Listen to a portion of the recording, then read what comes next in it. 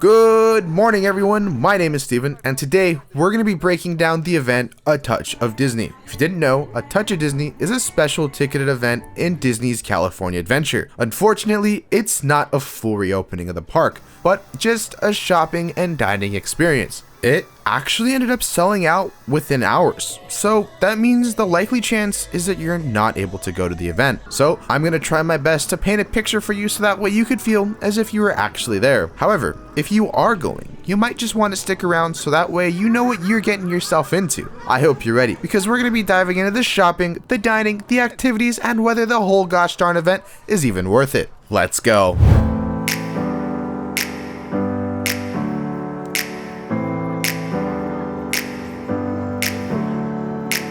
Never up, never down, never. Like a theme in a song, clever. Feeling high, feeling low at the same time. Feel so right. Let's start from the beginning. Our adventure starts at about 10:30 a.m. when we turn on to Disney Way. But you've come to the realization, parking's not going to open for another hour until 11:30. Good job at being early. It's really paying off right now. Anyways, at 11:30, the cones are removed, allowing guests into the parking structure and not a minute earlier. Thankfully, parking is included for the price of admission, so all we have to do is scan our ticket and we're in. It's kind of crazy for me to say this, but I was happy just to be in the parking structure. Going down those escalators marks the beginning of my day at Disney, and it's been over a year, so yeah, I'm happy from the parking structure. So once through security, we're gonna have to walk that tram route. It's not safe for them to run trams, so that's why we're gonna have to walk. Never have I ever missed a Disney tram so much. Walking back at the end of a long day is not gonna be fun. So before we get into the park, I wanted to break down the cost of admission. For one ticket, it's $75. I want it noted that before Disneyland closed in 2020, the cheapest a ticket could be was $104. That's less than a $30 difference. So I bet you're wondering, why are they giving this ticket at such a steal? Just wait, it gets even better.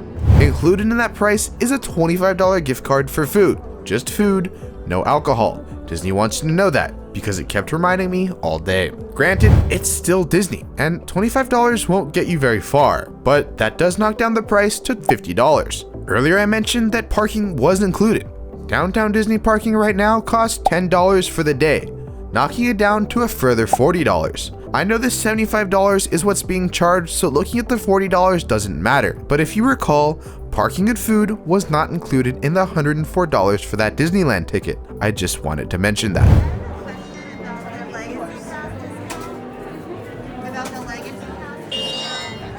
Okay, so our ticket is scanned and we're in the park. Some of the first things to notice are the sights, the sounds, the smells, and just the feeling of being inside a Disney park. There truly isn't anything like it. We're in, we're happy, but now what? Where can we go? Let's go ahead and take a look at the map. Of course, we've got Buena Vista Street open, Hollywoodland, Grizzly Peak is open, Paradise Gardens Park, Pixar Pier is open, Pacific Wharf, and Cars Land is open. So basically that means the entire park, minus Avengers Campus, is available for us to explore. Now I could spend time diving into each individual land, but I think you get the idea. If you've been to California Adventure, then you understand how great it is. If you haven't been there before, then it's an adventure you're gonna have to take for yourself. So on to shopping. It's not included in the price, but it is included in the Disney experience.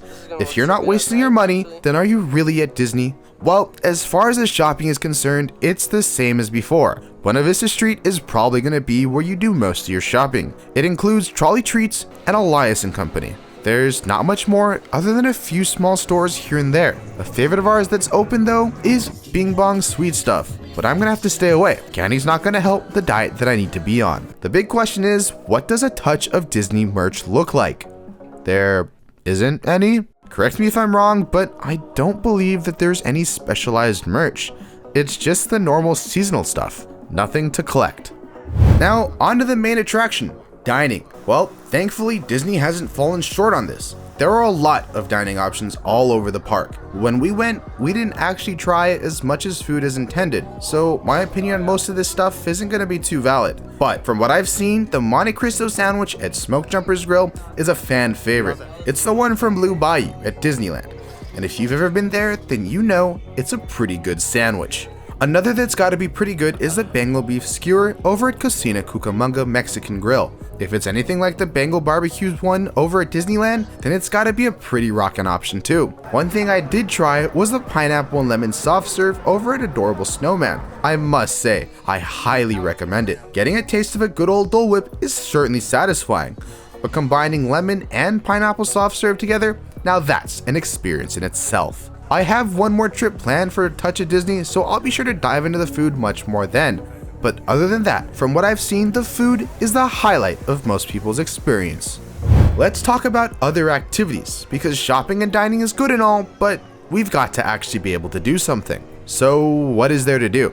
We've got character meet and greets, but it's not the same as before. Walking up to a Disney character and posing for a picture just isn't possible anymore. So they put a Disney character around the park in high places for them to wave at guests. This may not seem too exciting, but AP and I had an encounter with Mickey that left a huge smile on our faces. Getting noticed by a favorite Disney character across the way is a magical experience, because at that moment, nothing around matters anymore.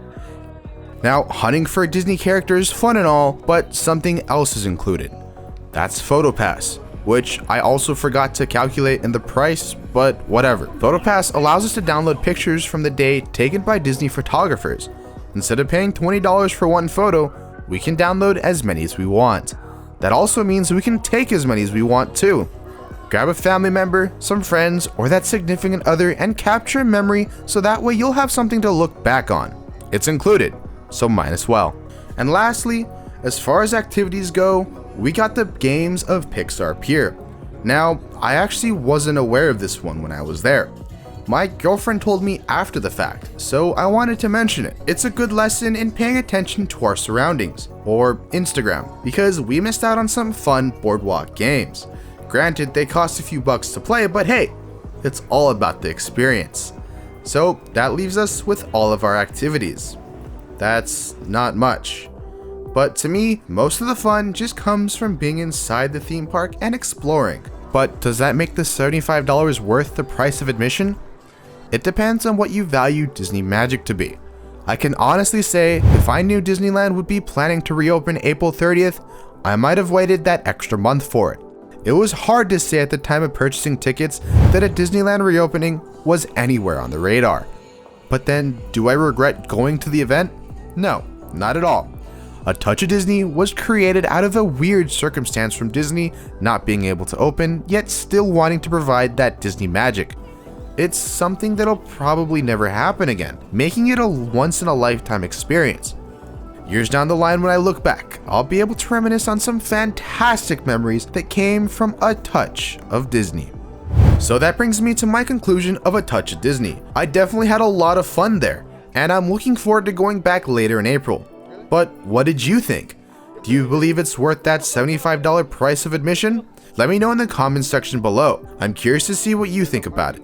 And if you're going or already went, I would love to hear about it as well. Now, as always, this isn't a goodbye, but just a see you real soon. Because you know, something I like doing a lot is wasting all my money on going to Disney. $75 for a ticket just to walk around and eat? I don't know about you, but that was pretty worth it to me. Who cares that Universal Studios is $45? It doesn't matter, because this is a magical experience that you don't get at those parks. Sun's in my eye.